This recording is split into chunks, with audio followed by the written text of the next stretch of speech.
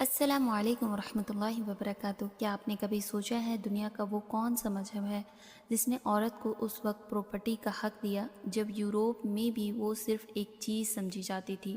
Media اور western sources میں اکثر یہی دکھائی جاتی ہے کہ اسلام عورت کو زنجیروں میں باندھ کر رکھا جاتا ہے، اس پر ظلم کرتا ہے اور اس کے رائٹس چھین لیتے ہیں۔ لیکن کیا یہ نیریٹو سچ ہے؟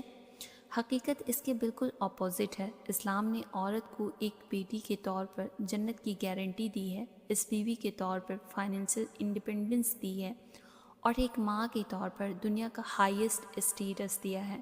میرا نام سائمہ ہے، اور آج ہم صرف باتیں نہیں کریں گے بلکہ ہم ڈائریکٹلی قرآن اور حدیث کی روشنی میں دیکھیں گے کہ اللہ اور رسول اللہ صلی اللہ علیہ وسلم نے عورت کو کیا پوزیشن دی ہے۔ اگر آپ ٹرو اسلام کو سمجھنا چاہتے ہیں تو یہ ویڈیو آپ کے لیے ایک مسٹ واچ گائیڈ ہے۔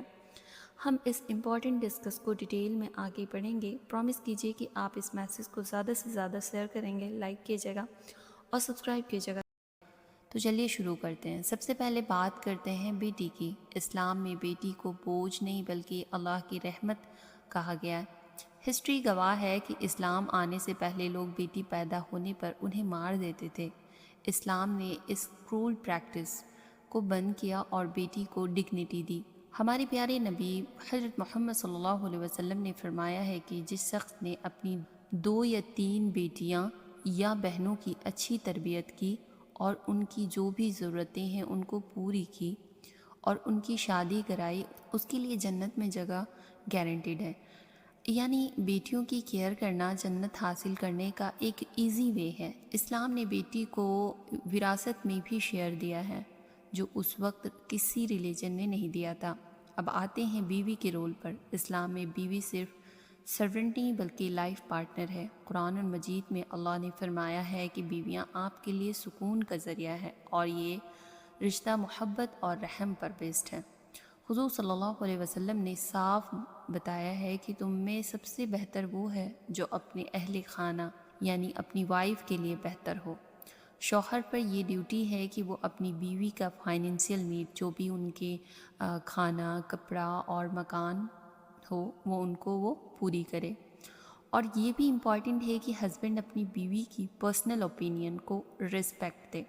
اگر بیوی جاب کرتی ہے یا بزنس تو اس کی کمائی پر صرف اس کا حق ہے، ہسبینڈ اسے اپنے پیسے خرچ کرنے کے لیے بالکل بھی فورس نہیں کر سکتے۔ سب سے ہائیسٹ اینڈ گریٹسٹ اسٹیٹس عورت کو ماں کے طور پر ملا ہے۔ ہمارے ریلیجن میں ماں کا درجہ کتنا عظیم ہے، یہ اس بات سے پتہ چلتا ہے کہ جنت ماں کے قدموں کے تلے ہے۔ جب ایک صحابی نے نبی پاک صلی اللہ علیہ وسلم سے پوچھا کہ میں سب سے زیادہ اچھا سلوک کس کے ساتھ کروں، تو آپ نے فرمایا 3 بار فرمایا تمہاری ماں، اور چوتھی بار میں تمہارے باپ۔ یہ کلیئر کرتا ہے کہ ماں کی عزت اور ان کی خدمت کتنی پرائیورٹی پر ہے۔ ایک اچھی ماں ہی ایک اچھی نسل کی فاؤنڈیشن ہوتی ہے، وہ اپنے بچوں کی پہلی ٹیچر ہے۔ ان رول کے علاوہ بھی اسلام نے عورت کو بیسک رائٹس دیے ہیں۔ عورت اور مرد دونوں پر علم یعنی نالج حاصل کرنے کا فرض ہے۔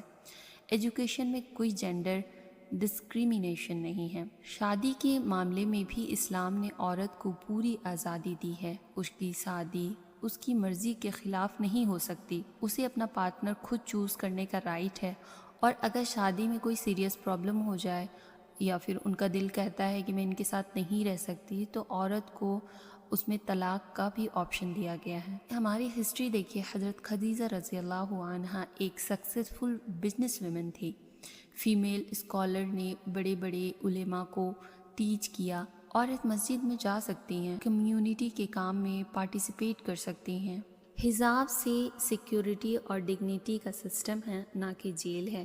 یہ اس کی عزت کی پروٹیکشن ہے۔ تو فرینڈز، یہ ثابت ہوتا ہے کہ اسلام میں عورت کو مظلوم نہیں بلکہ ان کو بہت اونچا درجہ دیا گیا ہے، اسٹرانگ اینڈ انڈیپینڈنٹ ہے۔ اگر کہیں کوئی رواج غلط طریقے سے عورت پر ظلم کرتا ہے تو وہ اسلام کی ٹیچنگ نہیں ہے۔